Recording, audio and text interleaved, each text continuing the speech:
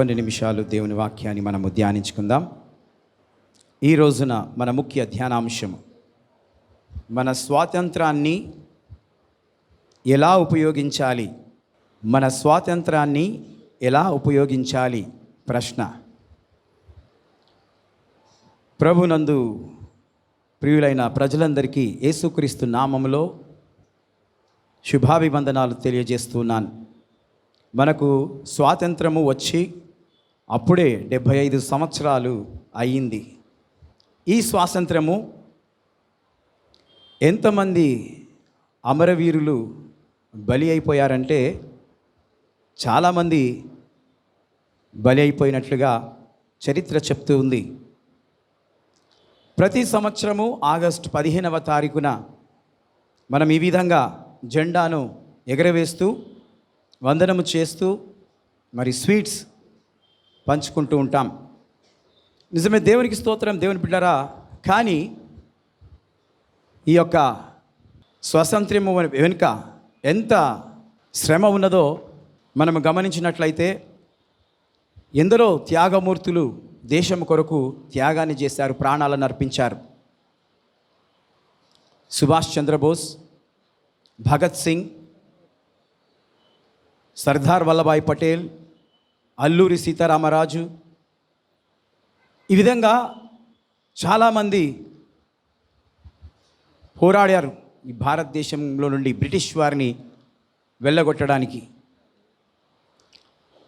British వారు ఈ దేశాన్ని పరిపాలించారు. వారు ఇక్కడికి వచ్చి అనేక రకాలైన వ్యాపారాలు చేశారు. వ్యాపారాలు చేసేవారిగా దేశస్థులను వాడుకున్నారు. దేవునికి స్తోత్రం కలుగునుగాక, దేవుని బిడ్డరా. అదే కాకుండా ఈ యొక్క భారతదేశం నుండి బ్రిటిష్ వారిని పారదోలడానికి వారి ప్రాణాలను అర్పించినా కూడా వీరు పోలేదు. అంత కఠినంగా వాళ్ళు తిష్ట వేసి ఇక్కడ కూర్చున్నారు. వాళ్ళకు చాలా జ్ఞానం ఉన్నది, దైవిక జ్ఞానం ఉన్నది, డబ్బు ఉన్నది. కాబట్టి వారిని ఎవరు ఎదిరించలేకపోయారు. అయితే దేవునికి స్తోత్రం కలుగునుగాక, నాయకులలో గొప్ప నాయకుడు దేవుని వాక్యాన్ని చదివాడు, బైబిల్ చదివాడు. ఈ విధంగా తుపాకులతో, కర్రలతో, రాళ్లతో చంపొచ్చు అని పోరాడినా కూడా బ్రిటిష్ వారు జడియలేదు.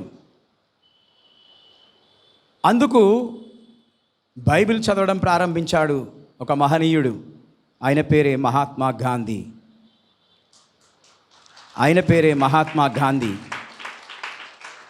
బైబిల్ చదివిన తర్వాత తాను అర్థం చేసుకున్నాడు ఏంటంటే, కత్తులు కఠారాలతో కాదు నేను పోరాడేది, శాంతితో గెలుస్తాను, శాంతితో సమాధానంతో సాధిస్తాను, ప్రేమతో కరుణతో సాధిస్తానని తాను ఆలోచన చేసి, బైబిల్లో ఒక చక్కటి మాట ఉన్నది, అది తాను ఆ 2000 సంవత్సరాల క్రితం పలికాడు. ఏంటంటే, ఈ చెంప కొడితే ఈ చెంప ఇవ్వాలి అని అన్నాడు. చాలామంది ఏమనుకున్నారు, ఇది గాంధీ స్లోగన్ అనుకున్నారు, గాంధీ చెప్పాడేమో అని అనుకున్నారు. కానీ బైబిల్ చదివాడు కాబట్టి బైబిల్లో నుంచి అది చెప్పబడింది. మత్తయి సువార్త 5వ అధ్యాయం 39వ వచనం. నేను మీతో చెప్పినదేమనగా, దుష్టుని ఎదిరింపక నిన్ను కుడి చెంప మీద కొట్టివాను వైపునకు ఎడమ చెంప కూడా త్రిప్పుము. చాలు, చూడండి, ఈ మాటను గాంధీ మహాత్ముడు పలికాడు. కాబట్టి అహింసతో కాకుండా శాంతి పోరాటం చేశారు. ఆ విధంగా చేయడం వల్ల బ్రిటిష్ వారు క్రీస్తు ప్రేమను గమనించినారు గాంధీ లోపల. కాబట్టి నా శాంతితో సమాధానంతో మాట్లాడుతున్నాడు. కాబట్టి మనము క్రీస్తుని నమ్మినాం కాబట్టి ఆ సిద్ధాంతాన్ని వాడుతున్నాడు. కాబట్టి మనం అహింస చేయకుండా వెళ్ళిపోదామని చెప్పేసి వాళ్ళు వెళ్ళిపోయినట్లుగా ఈ ఆగస్టు 15వ తారీఖున మనకు స్వాతంత్రము వచ్చినట్లుగా మరి ఈ చరిత్ర చెప్తూ ఉంది. కాబట్టి మనము ఈ భారతదేశంలో ఉన్నాం కాబట్టి మనం గర్వించాలి. మన దేశాన్ని మనము రెస్పెక్ట్ ఇవ్వాలి. మన దేశానికి మనము గౌరవించాలి. మొన్నటి రోజున సెల్ ఫోన్లో ఒక న్యూస్ వచ్చింది. ఏంటి అని అంటే 3 రంగుల జెండాను మాస్క్ లెక్క పెట్టుకోకండి. మనము జెండాను గౌరవించాలి తప్ప మాస్క్ లెక్క ధరించుకొని దాన్ని మూతికి పెట్టుకోవద్దు. దేవునికి స్తోత్రం. అనగా అంత రెస్పెక్ట్ మనము ఇవ్వడం వల్ల మన దేశాన్ని గౌరవించినట్లు అవుతుంది. దేవునికి స్తోత్రం కలుగును గాక. దేవుని బిడ్డలారా, ఇది మన దేశం అయినప్పటికీ వ్యాపారం కోసం మన ప్రాంతానికి వచ్చిన బ్రిటిష్ వారి బహుబలులకు లొంగిపోయారు. దేవునికి స్తోత్రం. అదే ప్రకారము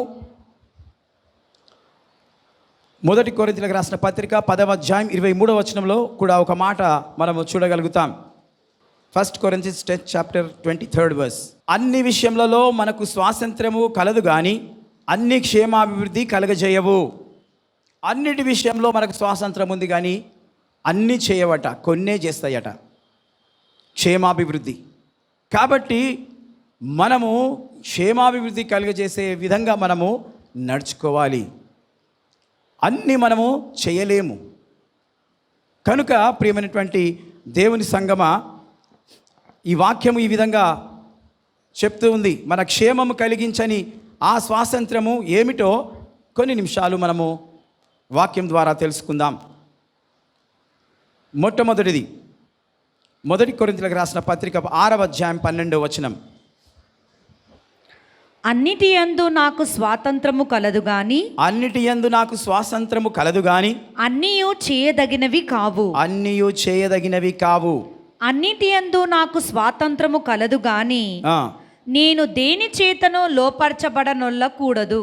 దేని చేతను నేను లోపరచబడనొల్లదు. దేవునికి స్తోత్రం. నీ స్వాతంత్రము లోకానికి లోబడకూడదు. నీ స్వాతంత్రము లోకానికి లోబడకూడదు.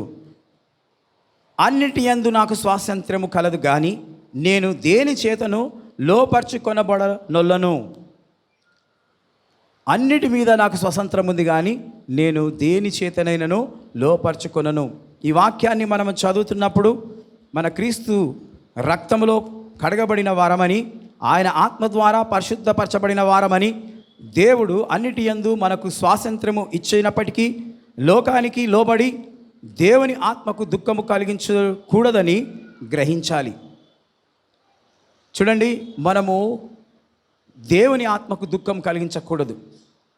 మనకు స్వాతంత్రం ఉన్నదని మనకు తెలిసినప్పటికీ మనము దేవుని ఆత్మకు దుఃఖము కలిగించకూడదనేసి దేవుని వాక్యంలో మనం చూస్తున్నాం. ఎందుకో తెలుసా అండి? బైబిల్లో ఒక వ్యక్తి ఉన్నాడు. ఆయన పేరు లోతు.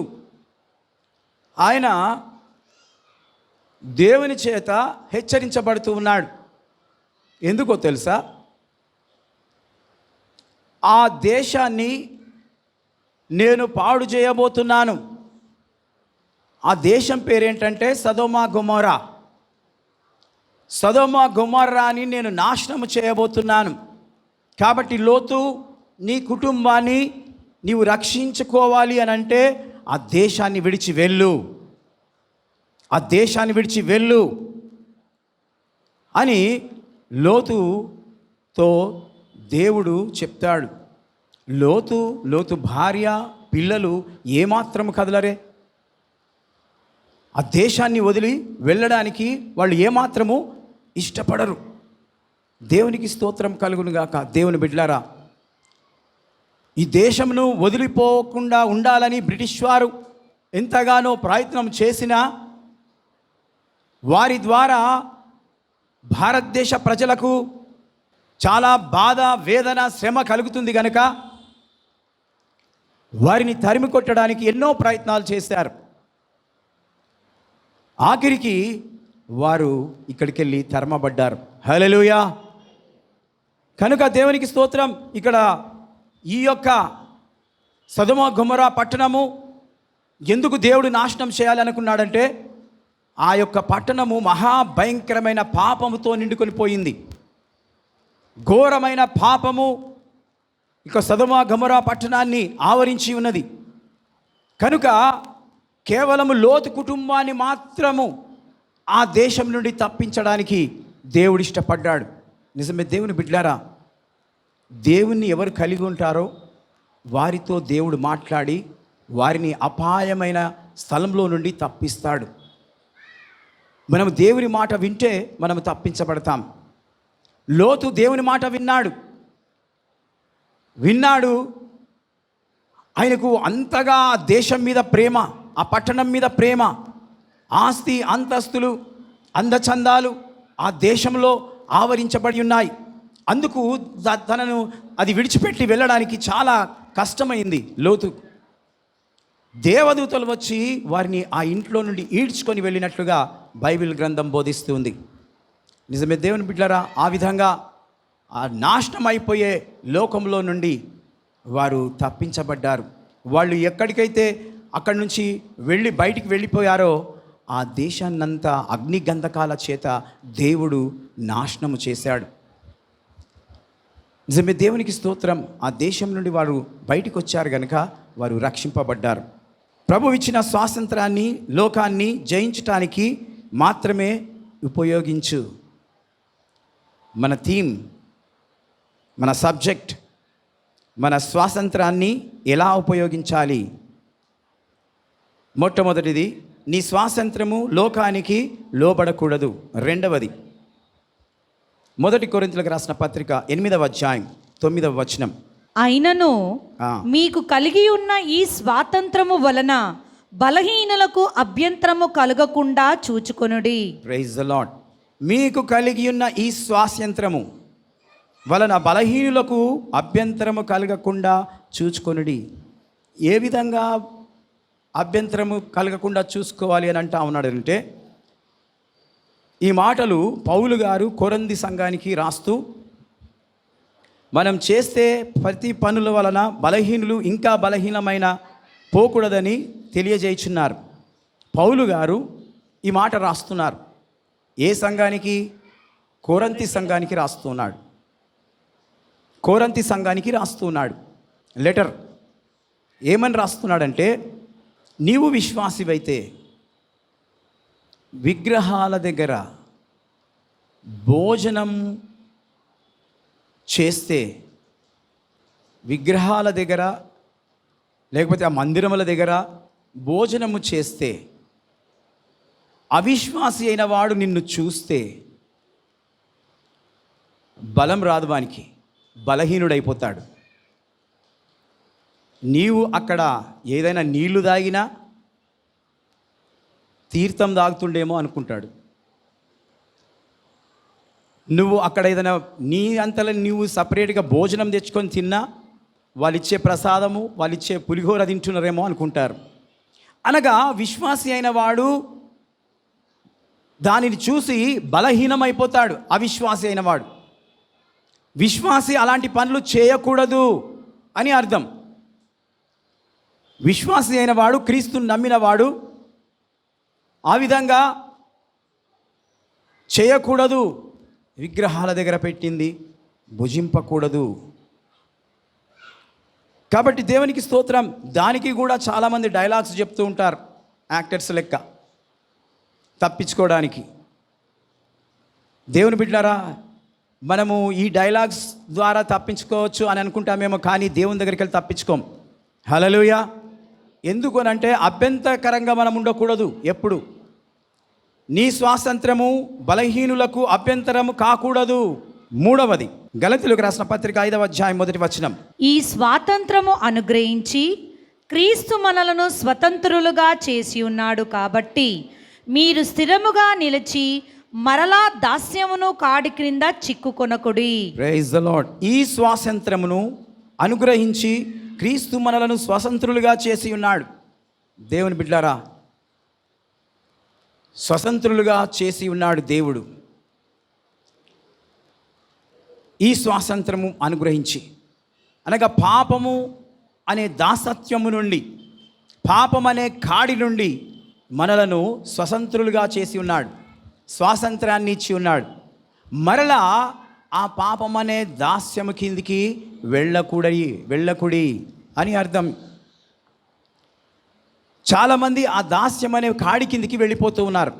కాబట్టి తెలిసి చేస్తున్నారో తెలియక చేస్తున్నారో నాకైతే తెలియదు, కానీ తెలిసి చేస్తే అది వానికి శాపంగా మారుతుంది, తెలియకుండా చేస్తే దేవుడు క్షమిస్తాడు.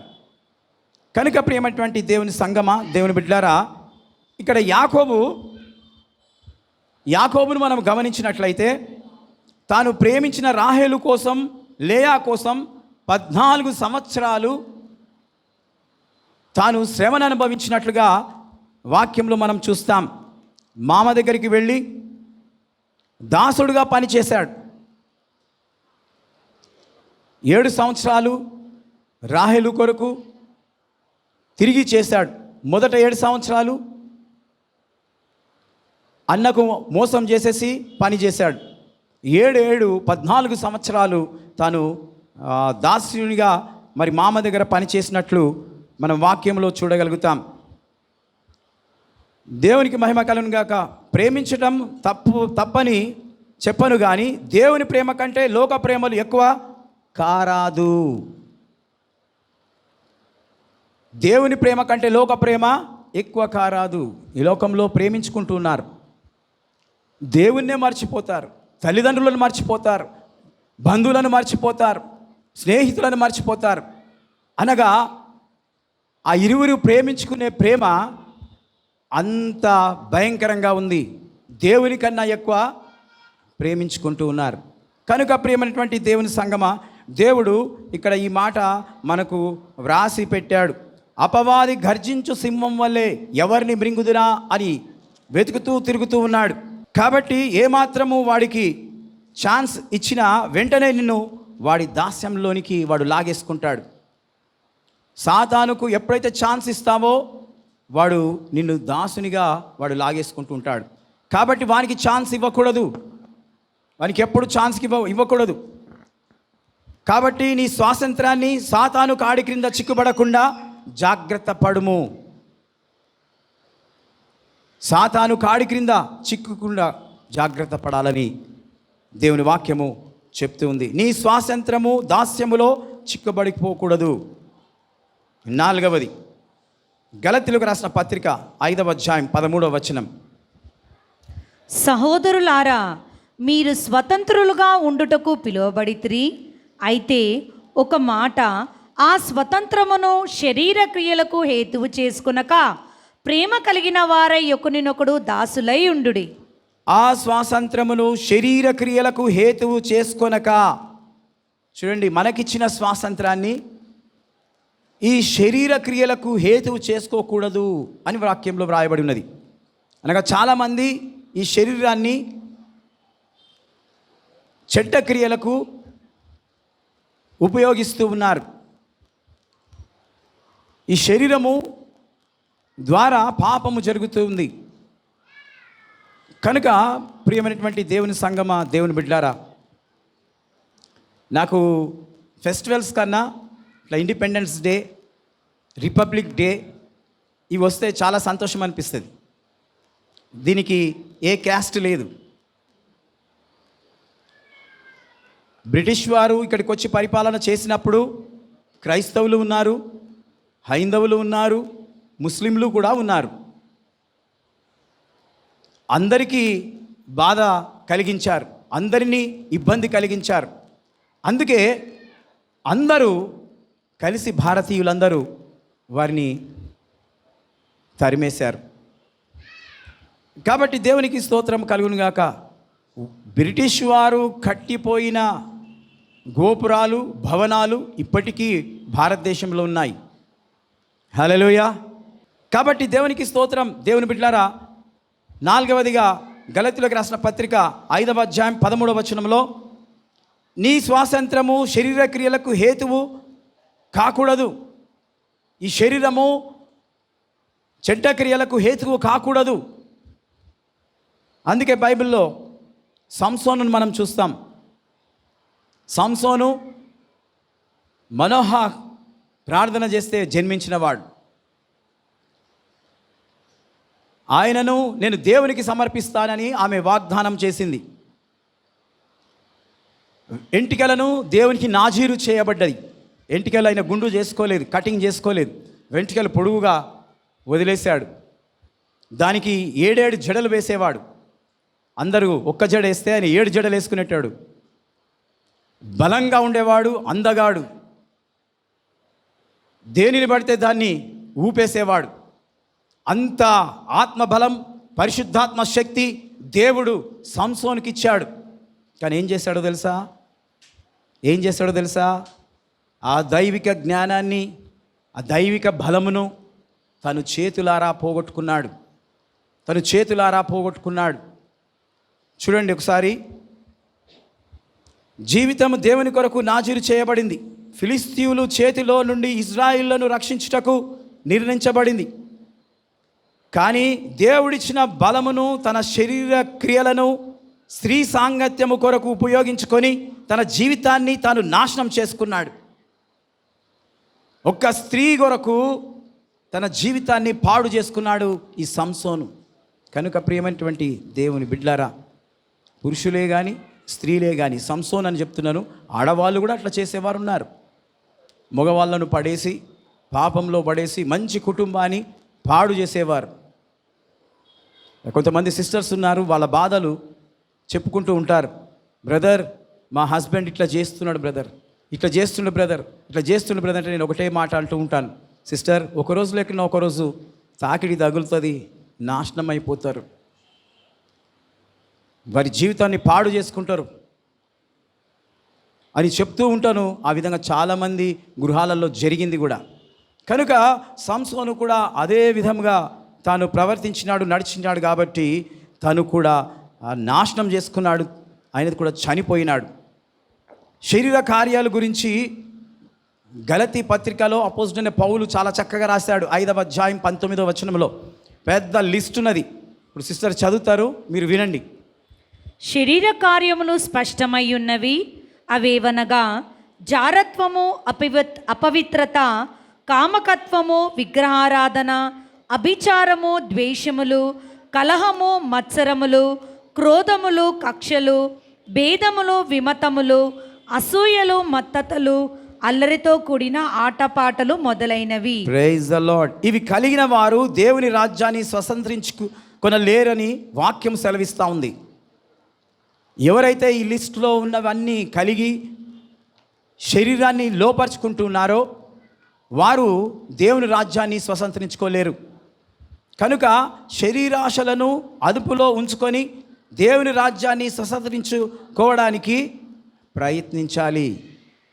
దేవుని రాజ్యాన్ని మనము స్వతంత్రించుకోవడానికి ప్రయత్నించాలని దేవుని మాటలు సెలవిస్తూ ఉన్నాయి. 5వది, 1 పేతురు 2వ అధ్యాయం 16వ వచనం. 1 Peter 2nd chapter 16th verse. స్వతంత్రులాలయుండియు దుష్టత్వమును కప్పిపెట్టుటకు మీ స్వాతంత్రమును వినియోగపరచక దేవునికి దాసులమని లోబడి ఉండుడి. దేవునికి దాసులమని మనం లోబడి ఉండాలి, కానీ మన స్వతంత్రము కప్పిపెట్టుకొనడానికి కాదు అని అర్థం. స్వతంత్రులయ్యుండుడి, కానీ దుష్టత్వమును కప్పిపెట్టుకుంటే ఏమవుతుందండి? అన్నం మిగిలిన తర్వాత దాపెట్టుకుంటా అని అట్లనే 2 రోజులు పెట్టుకున్నాం అనుకో, ఏమవుతుంది? గబ్బు వాసన వస్తుంది కదా. ఇట్లా తెరవంగానే గబ్బుమని వస్తుంది వాసన. అబ్బో, ఈ చూస్తే బిర్యానీ, కానీ 2 రోజులు అయిపోయింది, తింటావా? కాబట్టి పాపమును, తప్పులను కప్పిపెట్టుకుంటే అది మహా డేంజర్, గబ్బు వాసనగా మారిపోతుంది. కాబట్టి మనము ఒప్పుకోవాలి, దేవుని సన్నిధిలో ఒప్పుకోవాలని దేవుని వాక్యం చెప్తుంది. ఇక్కడ ఒక మహారాజు ఉన్నాడు, ఆయన దేవునికి హృదయానుసారుడు. ఆయన పేరు దావీదు మహారాజు. ఆయన ఏం చేశాడో తెలుసా? వ్యభిచారము చేసి పాపమును కప్పిపెట్టుకుందామని చంపేశాడు. అది కాకుండా 2 Samuel 11th chapter 27th verse, 2 సమూయేలు 11వ అధ్యాయం 27వ వచనం. అంగలార్పు కాలము తీరిన తర్వాత ఆ, దావీదు దూతలను పంపి ఆమెను తన నగరికి తెప్పించుకొనగా ఆమె అతనికి భార్యయను అతనికి ఒక కుమారుని కనెను. అయితే దావీదు చేసినది యెహోవా దృష్టికి దుష్కార్యముగా ఉండెను. Praise the Lord. దావీదు మహారాజు కాబట్టి ఆయన ఏదైనా ఆజ్ఞాపించవచ్చు, ఆయన ఏదైనా చేయొచ్చు. ఒకరు రమ్మంటే రావాలి, పొమ్మంటే పోవాలి. ఎందుకంటే ఆయన కింగ్, ఆయన రాజు కాబట్టి ఆయనకు కావాల్సిన వారిని ఆయన పిలిపించుకుంటాడు. ఉరియాని పిలిపించుకున్నాడు, పాపం చేశాడు, ఆమెతో ఒక కుమారుని కన్నాడు. దేవుని బిడ్డలారా, ఆయనను ఎవరు ఏమి చేయలేరు, కానీ ఒకే వ్యక్తి శిక్షించేవాడున్నాడు, ఆయన పేరే యేసు. హల్లెలూయా. దేవునికి అది దుష్కార్యముగా కనబడింది, అది పాపముగా కనబడింది. దావీదు దృష్టికైతే ఇష్టంగా ఉంది, ఎందుకంటే ఆయన శరీర క్రియలను చేస్తున్నాడు కాబట్టి ఆయనకి ఇష్టంగా కనబడుతుంది. కానీ దేవునికి చాలా కష్టంగా కనబడుతుంది. అది కప్పేసుకున్నాడు దావీదు. దేవుని యందు భక్తి గలవాడే, కానీ దేవుడు భక్తి వల్ల వారిని కూడా క్షమించడు. తప్పు చేస్తే, పాపం చేస్తే క్షమించడు. కాబట్టి నానా తిప్పలు దేవునికి, దావీదుకు కూడా కలిగినాయి, ఎందుకంటే ఆయన తప్పు చేసినందుకు. కాబట్టి దేవునికి స్తోత్రం. తిరిగి దావీదు క్షమాపణ కోరాడు, దేవుని సన్నిధిలో క్షమాపణ కోరాడు కాబట్టి దేవుడు ఆయనను క్షమించాడు. ఆయన ఏ విధంగా నడుచుకున్నాడంట? నా ఇష్టానుసారుడు, నా హృదయానుసారుడు అని పేరు పొందాడు దావీదు. కనుక ప్రియమైనటువంటి దేవుని బిడ్డలారా, పాపం చేయడమే స్వేచ్ఛ అనుకుంటూ యవనస్తులు, కానీ అది భయంకరమైన దాస్యమని గ్రహించరు. క్రీస్తు నీపై చూపే ప్రేమను దుష్టత్వముతో కనిపెట్టే ప్రయత్నం చేస్తూ ఉన్నారు. చూడండి, చాలామంది ఆ విధంగా ప్రయత్నాలు చేస్తున్నారు. పాపము చేసి కప్పేసుకోవడానికి ప్రయత్నం చేస్తున్నారు. దేవుని బిడ్డలారా, దేవుడు చూస్తున్నాడని గమనించాలి. ఎవరేది చేసినా దానికి దేవునికి లెక్కప్ప చెప్పాలి. కనుక మనము జాగ్రత్తగా నడుచుకోవాలని దేవుని వాక్యము చెప్తుంది. అయితే నిన్ను నీవే మోసం చేసుకుంటున్నావని తెలుసుకో. ఈ రోజున స్వాతంత్ర దినోత్సవ సందర్భముగా మన ఇష్టానుసారంగా జీవించడం కాదు. మొట్టమొదటిది లోకానికి లోబడక, రెండవది బలహీనులకు అభ్యంతర కారణం కాక, మూడవది దాస్యమనే కాడిలో చిక్కుబడక, నాలుగవది శరీర క్రియలకు హేతువు చేసుకొనక, ఐదవది దుష్టత్వాన్ని కప్పిపెట్టక జీవించుటయే అని అర్థమైంది కదూ. మనం ఆయన వాక్యమందు నిలిచి ఉంటే సత్యాన్ని గ్రహిస్తాం. మనము ఆయన వాక్యాన్ని వింటే సత్యాన్ని గ్రహిస్తాం. ఎందుకంటే యేసుప్రభు అన్నాడు, నేనే మార్గమును, సత్యమును, జీవమును, నా ద్వారానే తప్ప పరలోక రాజ్యానికి ఎవ్వరూ చేరరు, వెళ్ళరు. నిజమే. దేవునికి స్తోత్రం. దేవుని బిడ్డారా, యోహాను సువార్త 8వ అధ్యాయం 32వ వచనంలో ఒక మాట చూస్తాం. అప్పుడు సత్యము మిమ్మును స్వతంత్రులుగా చేయునని చెప్పగా వారు, మేము అబ్రహాము సంతానము, మేము ఎన్నడూనూ ఎవనిని దాసులమై ఉండలేదే, మీరు స్వతంత్రులుగా చేయబడుదురని ఎలా చెప్పుచున్నారని ఆయనతో అనిరి. చూడండి, ఏ విధంగా నీవు స్వాతంత్రులు అవుతారని చెప్తున్నావు అబ్రహాము అని అంటా ఉన్నారు. అనగా అప్పుడు సత్యము మనల్ని స్వతంత్రులుగా చేస్తుంది. వీళ్ళు చేసేది కాదు. యేసు ప్రభు సత్యవంతుడు కాబట్టి నీవు సత్యము కొరకు జీవిస్తే ఆ సత్యము నిన్ను స్వతంత్రులుగా చేస్తుంది అని దేవుని వాక్యం చెప్తుంది. యాకోబు రాసిన పత్రిక 1వ అధ్యాయం 25వ వచనం. అయితే స్వతంత్రము నిచ్చు సంపూర్ణమైన నియమంలో తేరి చూచి నిలకడగా ఉండువాడెవడో వాడు విని మరచువాడు కాక క్రియను చేయువాడై ఉండి తన క్రియలో ధన్యుడగును. చూడండి, క్రియలు చేస్తే దాంట్లో ధన్యుడు కావాలి, ధన్యుడు కావాలి, ధన్యురాలు కావాలి. అయితే స్వాతంత్రము ఇచ్చు సంపూర్ణమైన నియమంలో నిలకడగా ఉండు వాడెవడో వాడు విని మరచువాడు కాక క్రియలను చేయువాడై ఉండి తన క్రియల్లో ధన్యుడగును. నిజమే దేవుని బిడ్డారా, ఈ రోజున నీవు ధన్యుడవు కావాలి, ధన్యురాలవు కావాలి. అదెంత సంతోషమో. ఈ స్వాతంత్ర దినోత్సవ సందర్భంగా దేవుడు ఈ మాటలను మనకు వినిపిస్తూ మనను ధైర్యపరుస్తున్నాడు. మన దేశానికి స్వాతంత్రం వచ్చి తర్వాత ఇంకా పతనమైపోయి అవినీతి, బంధుప్రీతి, లంచగొండితనం, స్వార్థం లాంటి వాటితో నిండిపోయి దేశ ప్రగతి అనాగరికగా పారిపోయింది. స్వాతంత్రం వచ్చి 75 సంవత్సరాలు అవుతున్నా మనుషులలో ఏమైనా మార్పు ఉందా అండి? లేదు. లంచగొండితనము, అన్యాయము, మోసము, అక్రమము విస్తరిస్తూనే ఉంది. ఒక గవర్నమెంట్ వస్తుంది, అయిన తర్వాత ఇంకొక గవర్నమెంట్ వెళ్తుంది. ఆ విధంగా